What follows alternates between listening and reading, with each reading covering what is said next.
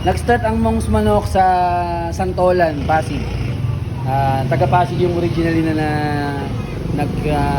nag-create itong business na to.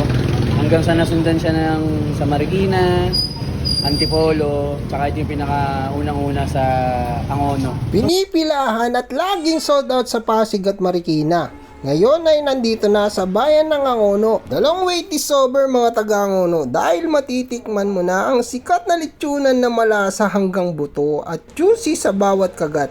Ngayon ay nandito na sa Villaluz Corner MDS Street dito sa may Barangay Kalayaan, Angono, Rizal. Sila nga pala ay nagbubukas mula 10 AM hanggang 9 PM ng gabi araw-araw. Sa halagang 499 ay may 2 piraso ka na. Pwedeng parehong manok, pwedeng parehong liempo o tig-isa para combo. At kung matatanong nyo naman na kung pwedeng bumili ng isa ay pwede syempre.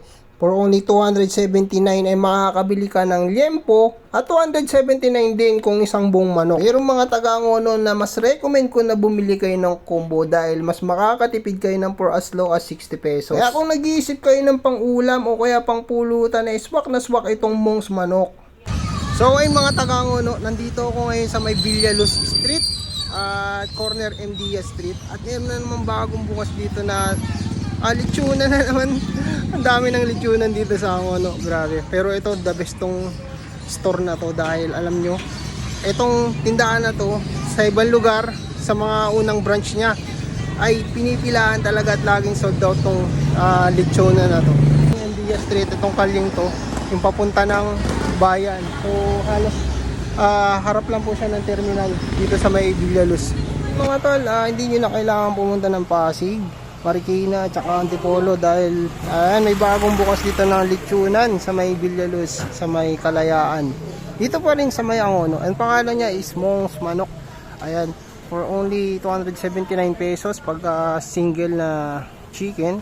At kung gusto mo naman ng combo, ayan, 499 lang oh.